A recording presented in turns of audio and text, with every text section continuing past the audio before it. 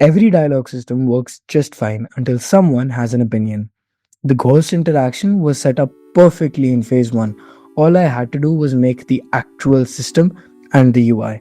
The UI in this game is handled by the UI toolkit, so on paper it should have been easy.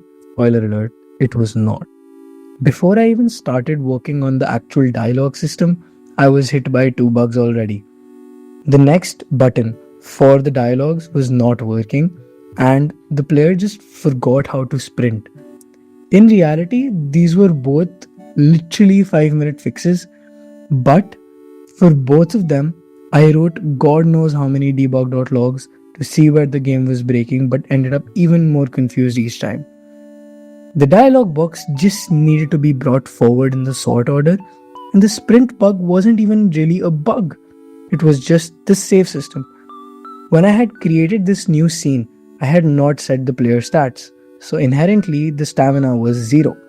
And when those stats were saved, no matter how many times I changed those stats, they would still always be reset to 0 because they were 0 in the save file. So all I had to do was delete that save file. Anyways, with that out of the way, we got Reginald. Say hi, Reginald. The first real dialogue system was embarrassingly simple. A struct with a GeoID linked to the dialogues, and we would just loop through them. What I forgot, however, was that people usually tend to have opinions, and conversations work two-way. Ghosts in this game are not just flavor text, they are your primary quest givers. Every ghost has some unfinished business on this earth that needs to be completed. The player needs to make choices, it needs to lead somewhere different depending on what you pick. A flat array of lines can't do that. The moment I tried adding choices, the struct didn't seem coherent anymore. So I rebuilt it around dialogue trees. Every scene has its own dialogue database, and every database has all the dialogue trees of every single NPC in that scene.